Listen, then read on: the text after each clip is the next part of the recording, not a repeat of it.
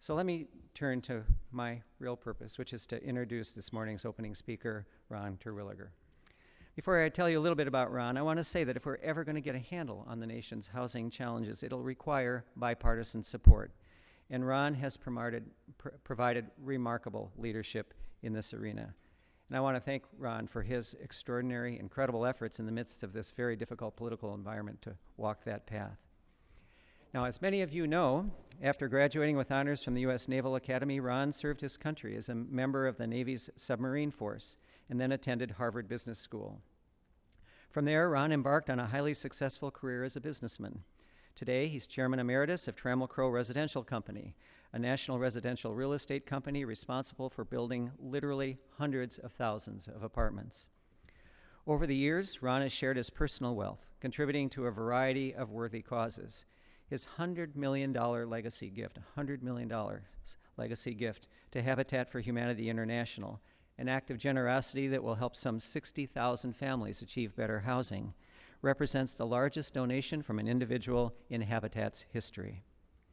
Ron has been honored for his work in many ways, including receiving the prestigious Horatio Alger Award for his commitment to supporting young people seeking opportunity through higher education. And in recent years, Ron has focused significant time on our nation's housing policy, founding the Terwilliger Foundation for Housing America's Families to ensure that our nation's housing policy matches the enormous challenges we face today. Through his work of the foundation, Ron is telling us that we can face those challenges down and be successful. So ladies and gentlemen, please join me in welcoming Ron Terwilliger.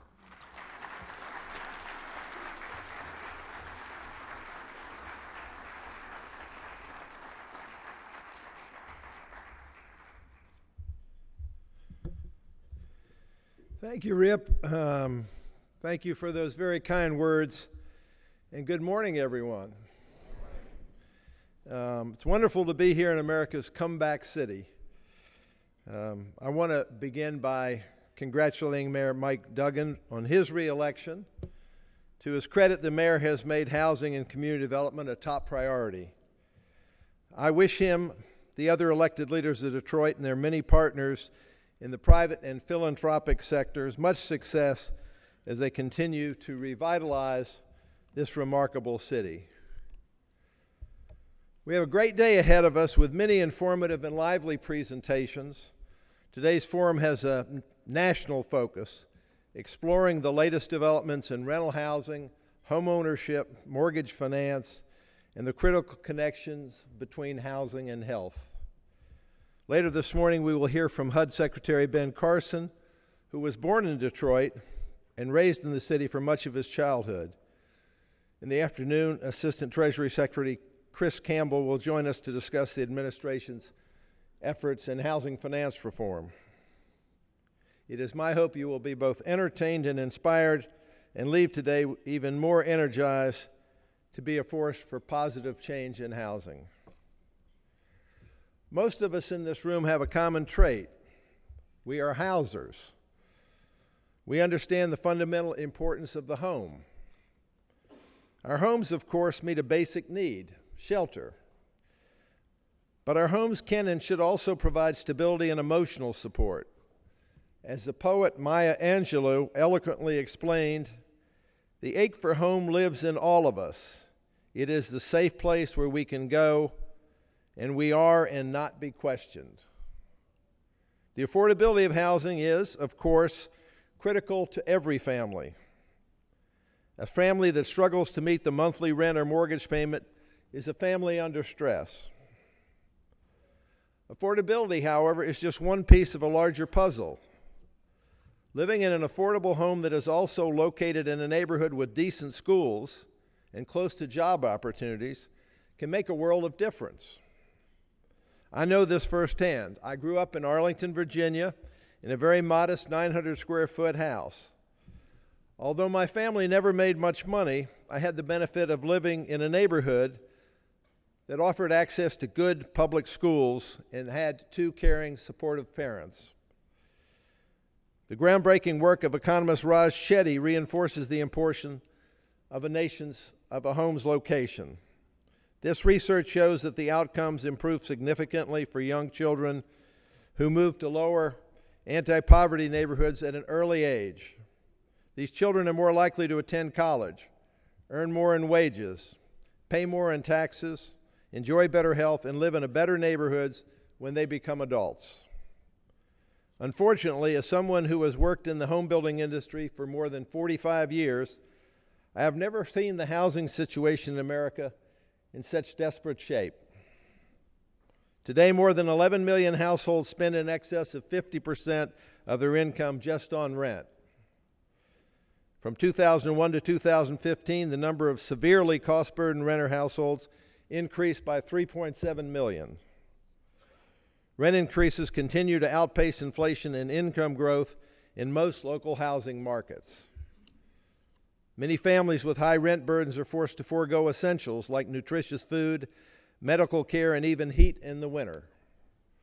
Some live on the brink of eviction, as so vividly demonstrated by Matt Desmond in his Pulitzer Prize-winning book, Evicted. The major factor driving the rental affordability crisis is the acute shortage of affordable rental homes, a shortfall estimated at 7.4 million for our nation's lowest income families. This supply-demand imbalance has grown worse over the past decade. According to Freddie Mac, the number of apartments considered affordable for very low-income families fell by more than 60% between 2010 and 2016. High rent burdens are having a major spillover effect in the home ownership market, making it even more difficult for young families to accumulate funds for a mortgage down payment. This fact has conspired with years of stagnating incomes, a lack of affordable inventory, record levels of student loan debt, and the continuing fallout from the subprime debacle to weigh heavily on the national home ownership rate, which has plummeted more than 5 percentage points since 2004. It is important to remember that 9 million families lost their homes to foreclosure during the Great Recession, and most of these families are now renters. Our concentration of poverty also remains a significant problem. Too many of our fellow citizens, many of them African American, are trapped in high poverty neighborhoods that negatively impact their educational and economic prospects, as well as their health and even lifespans. Too often, one's zip code defines one's destiny. Unfortunately, as I look out in the future, I see even greater challenges ahead. According to the Urban Institute, minorities will account for a striking 88% of overall household growth from 2020 to 2030. Regrettably, the median incomes of African American and Hispanic families continue to lag those of other groups, a circumstance that will impact the ability of many to become homeowners. Our nation is also growing older. The number of Americans aged 65 and above is projected to exceed 74 million by 2030, nearly a doubling of the number since 2010. As they grow older, many seniors will seek to downsize into smaller homes, with millions expected to move out of home ownership and into rental housing. Complicating matters further is the composition of the U.S. workforce.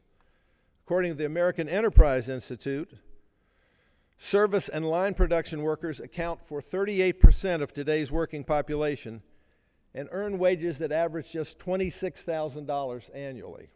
38%. A worker earning this salary can afford a monthly rent of just $650. And of course, there are very few apartments in the market at this price level. So these three factors, the increasing diversity of the U.S. population, the steep increase in the number of seniors, and the large share of low-wage service workers in the economy, will result in even more intense demand for rental homes. Without a dramatic increase in affordable supply, rents will soar. Yet many of these rent-burdened families will be unable to afford or access home ownership. A drop in the national home ownership rate to 60% or even lower would not surprise me. In my view, these issues should be keeping our nation's leaders up at night. Solving the crisis in housing should be as much a priority as health care reform, overhauling the tax code, or rebuilding our nation's infrastructure. Over the past year, I've been walking the halls of Congress, meeting with senators and House members, and emphasizing that only the federal government has the resources necessary to address the scale of the problem. While it's critical that we all continue to advocate for affordable housing at the state and local levels, it's the federal government that has the fiscal firepower to have a transformational impact. In these meetings, I also ask our elected representative in Congress a simple question: what is our national housing policy? The response I typically receive is either silence or the grudging admission that there is no national housing policy. The truth is, we have a policy.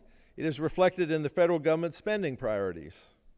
Believe it or not, the federal government spends approximately $200 billion annually to support housing. That's quite a bit of money, even by Washington standards. And folks, as I've learned in business, money is policy. Nearly 70% of the $200 billion spent on housing funds three specific tax expenditures: the mortgage interest deduction, the deduction for local property taxes, and the exclusion of capital gains on sale of principal residences. These tax expenditures overwhelmingly benefit higher income homeowners. In fact, 84% of the benefits of the $70 billion mortgage interest deduction go to households with incomes over $100,000, while 45% accrue to households with incomes of $200,000 or more. Those making $60,000 or less, the national median income, receive virtually no benefit from these deductions. Of the $200 billion spent by the federal government on housing, only 30% supports rental housing, even though rental households have annual median incomes about half those of homeowners.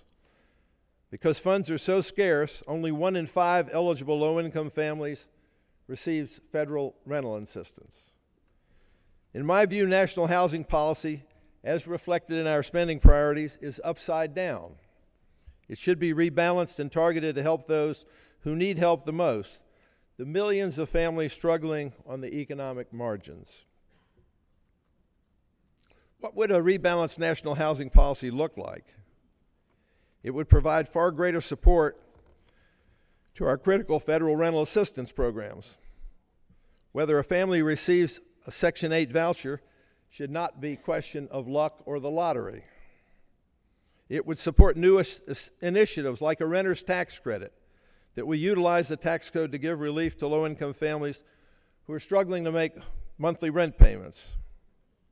To increase the supply of affordable rental homes, the policy would double, if not triple, federal support for the low-income housing tax credit. It is simply impossible for the private sector to build and preserve affordable rental homes at scale without the housing credit and other subsidies.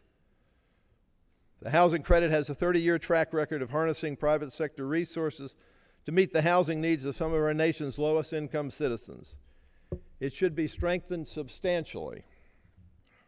And a more balanced national housing policy would finance new approaches to support home ownership that actually help families become sustainable homeowners for the first time, rather than inflate home prices for existing homes. As you may have heard, Congress is now considering tax reform.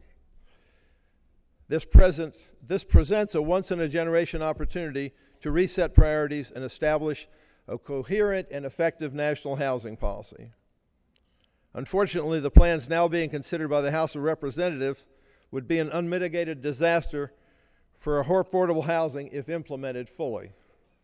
While both House and Senate plans retain the low-income housing tax credit, the House bill would eliminate the tax exemption for private activity bonds. Taking this step would essentially eliminate the 4% housing credit and cut affordable housing production by more than half. The House bill would also leave distressed communities even further behind by doing away with the new markets tax credit. In addition, neither plan takes into account the impact of a lower corporate tax rate on housing credit investment, and neither adopts the common sense low-cost reforms to the housing credit program that already enjoy bipartisan support in Congress. On the home ownership front, the House bill would reduce the size of mortgage eligible for the mortgage interest deduction to $500,000. In my view, a step in the right direction, but both plans miss an opportunity to promote first-time home ownership by transforming the deduction into a tax credit available to all tax filers, not just those who itemize. With tax reform pending, we are at a crucial juncture. Too much hangs in the balance. Together, we must tell Congress with a loud and unified voice, preserve and strengthen the housing credit, preserve the tax exemption for private activity bonds, offset the impact of lower corporate tax rate on housing credit investment, retain the new markets tax credit, and see tax reform for what it should be, a tremendous opportunity to rebalance housing policy to help those who need help the most. Ideas like a new renter's tax credit and a first-time home buyer's tax credit should be on the table. On the positive side, last month, a bipartisan group of senators, led by Senator Lindsey Graham, sent a letter to the U.S. Government Accountability Office asking GAO to prepare a report assessing the current conditions in the housing market. The letter cites the millions of rent-burdened families, the millions more who are unable to access home ownership, and the demographic trends now unfolding in our country. The letter then simply asks, what is the cost to our country of inaction? This is the right question. Imagine the number of jobs that would be created, the families supported, and the taxes paid if we achieved the vision outlined nearly 70 years ago in the 1949 Housing Act, that every American family should have a decent home and a suitable living environment. Imagine the talents that would be unleashed if all our children started out their lives with a foundation of a safe, affordable home in a neighborhood that offered access to decent public school. Later today, we will discuss the latest research showing that the scarcity of affordable housing, often the result of misguided regulatory policies, is a significant drag on productivity and overall U.S. economic growth. This cost is measured not in the billions, but in the trillions of dollars. We will also hear how greater access to affordable housing can promote economic and social mobility, moving people out of poverty and lead to a more just, fair, and inclusive society that benefits us all. My friends, the stakes are enormous, and the cost of inaction is very high, in fact, too high to accept. That's why it is so important for all of us here today to remain committed to keep the pressure on. Whether you're talking to a member of Congress, a governor, a mayor, or your local city councilman, the message must be clear. Too many families are suffering. Too many dreams are being dashed. Too many opportunities are being lost. It is time to make affordable housing the priority it deserves to be. Please talk with your senators to let them know the importance of the private activity bonds and to affordable housing production in this country. Before I conclude, I want to thank our sponsors and partners who have made this forum possible. I particularly want to thank our presenting sponsor, Quicken Loans, as well as the Kresge Foundation. Finally, I want to express my gratitude to the members of my foundation's Executive Committee and Advisory Board for their valuable guidance and friendship over these past 3 years. Will the Foundation's board please stand up for a round of applause?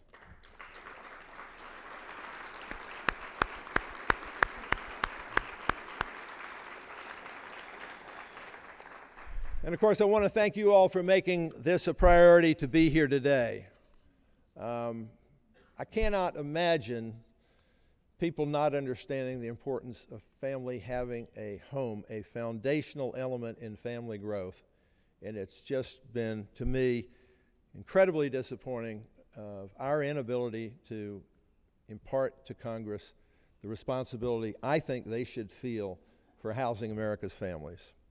With that, let me ask our first panel to come on stage. Please give a warm welcome to Jacob Gaffney, Chris Herbert, and Paige Muller. Thank you all for being here.